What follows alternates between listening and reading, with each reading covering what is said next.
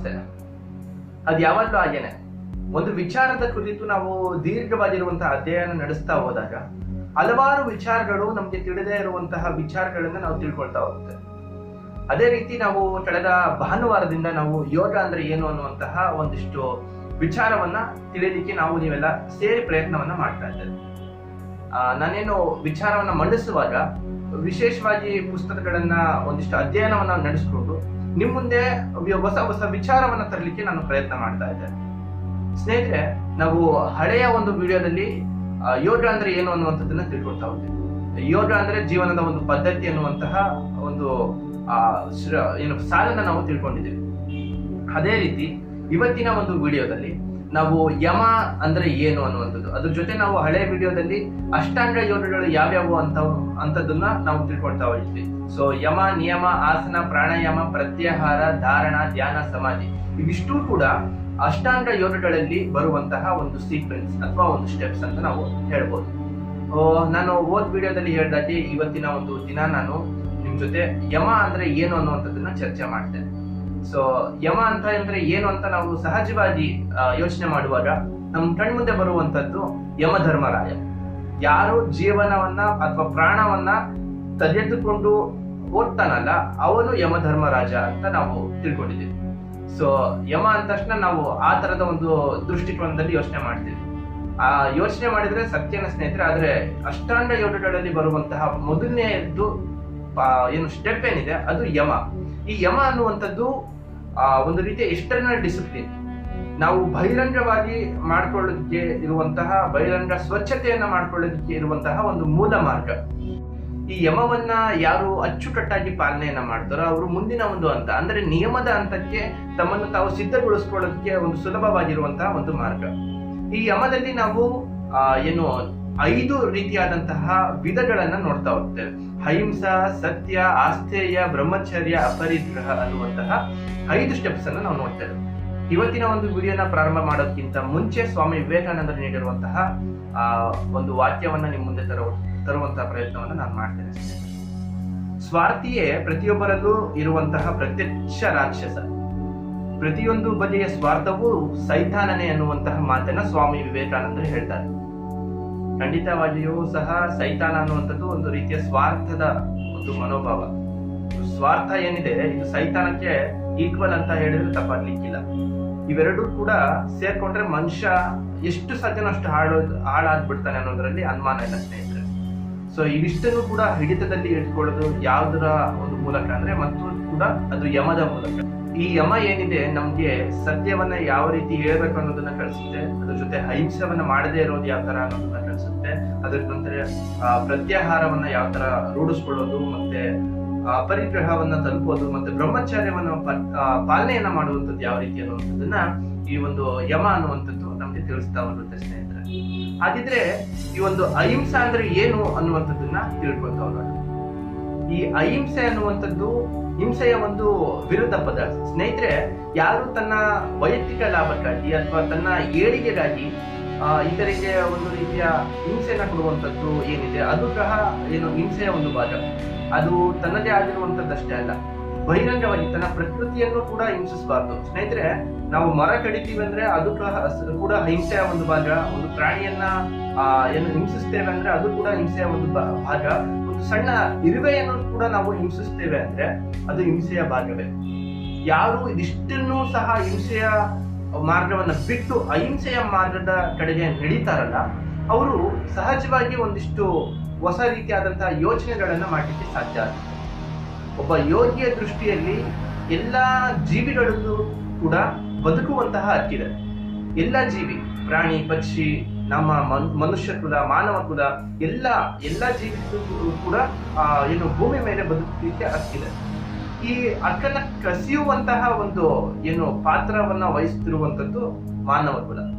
ನಾವು ಮಾನವರು ಸುಮ್ಮನೆ ನಾವು ದಾರಿಯಲ್ಲಿ ನಡ್ಕೊಂಡು ಹೋಗುವಾಗ ಯಾವ್ದಾದ್ರು ಒಂದು ಮರ ಸಿಕ್ತು ಅಂದ್ರೆ ಅದರಲ್ಲಿರುವಂತಹ ಒಂದು ಎಲೆಯನ್ನ ಕೀಳೋದಾಗ್ಲಿ, ಇವೆಲ್ಲವೂ ಕೂಡ ಮಾನವ ಮಾಡ್ತಿರುವಂತಹ ಹಿಂಸೆಯ ಒಂದು ಮಾರ್ಗ ಅಥವಾ ಒಂದು ಹಿಂಸೆ ಮಾರ್ಗದಲ್ಲಿ ನಡೀತಿರುವಂತಹದ್ದಕ್ಕೆ ಉದಾಹರಣೆ.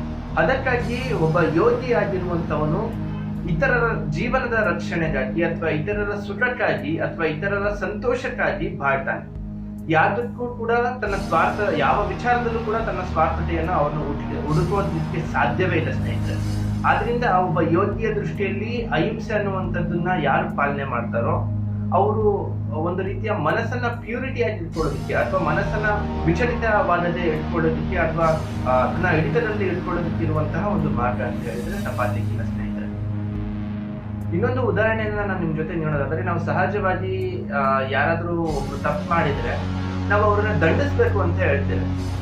ಅದೇ ತಾನು ತಪ್ಪು ಮಾಡಿದಾಗ ನಾವು ಹೇಳ್ತೀವಿ ಅವನ್ನ ಕ್ಷಮಿಸ್ಬೇಕು ಅಂತ ಒಂದು ಮಾತನ್ನ ನಾವು ಹೇಳ್ತೇವೆ. ಒಬ್ಬ ಯೋಗಿಯ ದೃಷ್ಟಿಯಲ್ಲಿ ಇವೆರಡೂ ಕೂಡ ತಪ್ಪೆ. ತನಗೆ ತಾನು ತಪ್ಪು ಮಾಡಿದ್ದಾನೆ ಅಂತ ಒಬ್ಬ ಯೋಗಿಗೆ ಗೊತ್ತಾದ್ರೆ ಅವನು ತನ್ನನ್ನು ತಾನೇ ದಂಡಿಸ್ಕೊಂತಾನೆ. ಅದೇ ಬೇರೆಯವ್ರು ತಪ್ಪು ಮಾಡಿದ್ದಾರೆ ಅಂತ ಗೊತ್ತಾದ್ರೆ ಅವನು ಕ್ಷಮೆಯನ್ನ ನೀಡ್ತಾನೆ. ಸೊ ಇದೇ ನಮ್ಮ ಜೀವನ ಒಂದು ಏನು ಮಾನವ ಕುಲಕ್ಕೂ ಮತ್ತು ಒಬ್ಬ ಶ್ರೇಷ್ಠ ಯೋಗಿಗೆ ಇರುವಂತಹ ಒಂದು ವ್ಯತ್ಯಾಸ. ನಾವು ಯಾವಾಗ ಇತರನ ಕ್ಷಮೆಯನ್ನ ನೀಡುವಂತಹ ಗುಣವನ್ನ ರೂಢಿಸ್ಕೊಳ್ತೇವಲ್ಲ, ಅವಾಗ ನಮ್ಮಲ್ಲಿರುವಂತಹ ಒಂದು ಸಹಜವಾಗಿರುವಂತಹ ಸತ್ವ ಗುಣ ಅನ್ನುವಂಥದ್ದು ಏನು ಉತ್ಪತ್ತಿ ಆಗ್ತಾ ಹೋಗುತ್ತೆ. ಈ ಸತ್ವ ಗುಣ ಅನ್ನುವಂಥದ್ದು ನಾವು ಮಾಡುವಂತಹ ಪ್ರತಿ ಕೆಲಸದಲ್ಲೂ ಕೂಡ ಒಂದು ರೀತಿಯ ಪಾಸಿಟಿವಿಟಿ ಅನ್ನುವಂಥದ್ದನ್ನ ನೀಡ್ತಾ ಹೋಗುತ್ತೆ. ಇದಿಷ್ಟು ಕೂಡ ಅಹಿಂಸೆಯ ಭಾಗದಲ್ಲಿ ತಿಳಿಲಿಕ್ಕೆ ಇರುವಂತಹ ಒಂದು ವಿಚಾರಧಾರೆಗಳು. ನಾವು ನೆಕ್ಸ್ಟ್ ಮುಂದಿನ ಒಂದು ಹಂತಕ್ಕೆ ನಾವು ಹೋಗೋದಾದ್ರೆ ಸತ್ಯ. ಈ ಸತ್ಯವನ್ನ ನಾವು ಯೋಚನೆ ಮಾಡಿದಾಗ ಅಥವಾ ಒಂದು ಸತ್ಯ ಅಂದ್ರೆ ಏನು ಅಂತ ಯೋಚನೆ ಮಾಡಿದಾಗ ನಮ್ಮ ತುಟಿಯಲ್ಲಿ ಅಥವಾ ನಮ್ಮ ಬಾಯಲ್ಲಿ ತುದಿಗೆ ಬರುವಂತಹ ಒಂದು ಪದ ಏನಪ್ಪಾ ಅಂದ್ರೆ ಟ್ರೂತ್ಫುಲ್ನೆಸ್ ಅಂತ.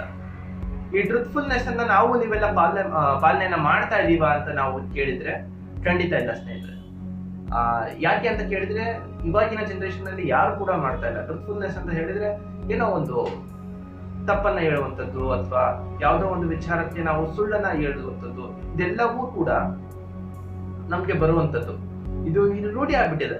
ಒಂದು ಅಪರಾಧದಿಂದ ಅಥವಾ ಒಂದು ವಿಚಾರದ ಒಂದು ನನ್ನ ತೊಂದರೆಯಿಂದ ನಾನು ಪಾರಾಗ್ಬೇಕು ಅಂತ ಯಾವ್ದಾದ್ರು ಒಂದು ಮಾರ್ಗ ಇದ್ರೆ ಅದು ಸುಳ್ಳು ಹೇಳುವಂಥದ್ದು. ಈ ಸುಳ್ಳನ್ನ ಹೇಳುವಂಥದ್ದನ್ನ ಬಿಟ್ಟು ನಾವು ಒಂದು ಸಲ ಸತ್ಯದ ಮಾರ್ಗವನ್ನ ಹಿಡಿದ್ರೆ ವಿಚಾರ ಅನ್ನುವಂಥದ್ದು ತುಂಬಾ ಕ್ರಿಟಿಕಲ್ ಆಗಿರುವಂತಹ ವಿಚಾರ ಕೂಡ ನಿಮ್ಮ ಮುಂದೆ ಅತ್ಯಂತ ಸಣ್ಣದಾಗಿ ಕಾಣಲಿಕ್ಕೆ ಪ್ರಾರಂಭ ಆಗುತ್ತೆ. ನಾವು ಯಾವಾಗ ಸತ್ಯದಿಂದ ದೂರ ಬರ್ತೀವೋ ಎಲ್ಲಾ ಸಣ್ಣ ಸಣ್ಣ ಪ್ರಾಬ್ಲಮ್ ಕೂಡ ದೊಡ್ಡದಾಗಿರುವಂತಹ ಒಂದು ರೂಪವನ್ನು ತಾಳ್ಲಿಕ್ಕೆ ದಾರಿ ಮಾಡಿಕೊಟ್ಟ ಆಗುತ್ತೆ ಸ್ನೇಹಿತರೆ. ಆದ್ರಿಂದ ನಾವು ಆದಷ್ಟು ಸತ್ಯವನ್ನ ಹೇಳಲಿಕ್ಕೆ ರೂಢಿಸ್ಕೋಬೇಕು.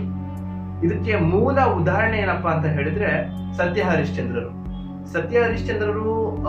ಅವರು ಏನು ಸತ್ಯಕ್ಕೋಸ್ಕರ ಅವರ ಹೆಂಡತಿ ಮಕ್ಕಳನ್ನು ಕೂಡ ದಾನ ಮಾಡಿದ್ರು ಅನ್ನುವಂಥದ್ದನ್ನ ನಾವು ಕೇಳ್ತೇವೆ. ನಾವು ಆ ವಿಚಾರವನ್ನು ಕೂಡ ನಾವು ತಿಳ್ಕೊಂಡಿದ್ದೇವೆ. ಅದೇ ರೀತಿ ಸ್ವಾತಂತ್ರ್ಯ ಹೋರಾಟದ ಚಳುವಳಿಯಲ್ಲಿ ಮಹಾತ್ಮ ಗಾಂಧೀಜಿ ಅವರು ಕೂಡ ಹೇಳ್ತಾರೆ, ಸತ್ಯ ಅಂದರೆ ದೇವರು ಅಂದ್ರೆ ಸತ್ಯ ಅಂತ ಹೇಳ್ತಾರೆ. ನಾನು ಅವರ ಒಂದು ವಾಕ್ಯವನ್ನು ನಾನು ಯೋಚನೆ ಮಾಡಿದಾಗ ಸತ್ಯ ಮತ್ತು ದೇವರು ಅನ್ನುವಂಥದ್ದು ಒಂದೇ ನಾಣ್ಯದ ಒಂದು ಎರಡು ಮುಖಗಳು ಅನ್ನೋದ್ರೆ ತಪ್ಪಾಗ್ಲಿಕ್ಕಿಲ್ಲ ಸ್ನೇಹಿತರೆ. ಸತ್ಯವನ್ನ ಯಾರು ಚಾಚು ತಪ್ಪದೆ ಹೇಳ್ತಾರೋ ಸಾಕ್ಷಾತ್ ದೇವರಿಗೆ ಹತ್ತಿರವಾಗಿರುವಂತಹ ವ್ಯಕ್ತಿ ಆಗ್ತಾರೆ ಅನ್ನೋದ್ರಲ್ಲಿ ಅನುಮಾನ ಇಲ್ಲ ಸ್ನೇಹಿತರೆ. ಆದ್ರಿಂದ ಸತ್ಯವನ್ನ ಆದಷ್ಟು ನಾವೆಲ್ಲರೂ ಕೂಡ ಹೇಳೋದಕ್ಕೆ ರೂಢಿಸ್ಕೋಬೇಕು. ಯಾಕೆ ಅಂತ ಹೇಳಿದ್ರೆ ನಾವು ಒಂದು ಸಮಸ್ಯೆಯಿಂದ ಪಾರಾಗ್ಲಿಕ್ಕೆ ಅಂತ ಸುಳ್ಳೆಲ್ಲ ಹೇಳ್ತಿದ್ವಲ್ಲ, ಇದನ್ನ ಬಿಟ್ಟು ಒಂದಿಷ್ಟು ವಿಚಾರವನ್ನ ನಾವು ಸತ್ಯದ ಮಾರ್ಗದ ಕಡೆಗೆ ತಿರುಗಿಸುವಂತಹ ಪ್ರಯತ್ನ ಮಾಡಿದ್ರೆ ನಾವು ಭಗವಂತನಿಗೆ ತುಂಬಾ ಹತ್ರ ಆಗ್ತೀವಿ ಅನ್ನೋದ್ರಲ್ಲಿ ಅನುಮಾನ ಇಲ್ಲ ಸ್ನೇಹಿತರೆ. ಇದಿಷ್ಟು ಕೂಡ ಇವತ್ತಿನ ಒಂದು ವಿಡಿಯೋ. ಮುಂದಿನ ವಿಡಿಯೋದಲ್ಲಿ ನಾನು ನಿಮಗೆ ಸಿಗ್ತೀನಿ. ಹಾಗೆ ಹಳೆಯ ವಿಡಿಯೋನ ಏನು ವಿಶೇಷವಾಗಿ ನೀವು ಪ್ರೀತಿ ಮತ್ತು ಪ್ರೋತ್ಸಾಹವನ್ನು ನೀಡಿದಿರ ಹಳೆಯ ಒಂದು ವಿಡಿಯೋಕ್ಕೆ ನಮ್ಮೆಲ್ಲರೂ ಕೂಡ ನಾನು ಚಿರಋಣಿಯಾಗಿರ್ತೇನೆ. ಅದ್ರ ಜೊತೆಗೆ ಇವತ್ತಿನ ಒಂದು ವಿಡಿಯೋನ ನಾನು ಇಲ್ಲಿಗೆ ಮುಗಿಸ್ತಾ ಇದ್ದೇನೆ. ಇನ್ನೂ ಯಾರು ನನ್ನ ಒಂದು ಚಾನೆಲ್ನ ಅಥವಾ ನಮ್ಮ ಒಂದು ಚಾನೆಲ್ನ ಸಬ್ಸ್ಕ್ರೈಬ್ ಮಾಡ್ಕೊಂಡಿಲ್ವೋ, ನೋಂದಣಿ ಮಾಡ್ಕೊಂಡಿಲ್ವೋ ಆದಷ್ಟು ಬೇಗ ನೋಂದಣಿ ಮಾಡ್ಕೊಳ್ಳಿ ಸ್ನೇಹಿತರೆ. ಮುಂದೆ ಬರುವಂತಹ ವಿಡಿಯೋಗಳು ನಿಮ್ಗೆ ನೇರವಾಗಿ ತಲುಪೋದಕ್ಕೆ ಸಹಕಾರ ಆಗುತ್ತೆ ಅಂತ ಹೇಳ್ತಾ ಇವತ್ತಿನ ಒಂದು ವಿಡಿಯೋನ ಮುಗಿಸ್ತಾ ಇದ್ದೇನೆ. ಜೈ ಹಿಂದ್, ವಂದೇ ಮಾತರಂ.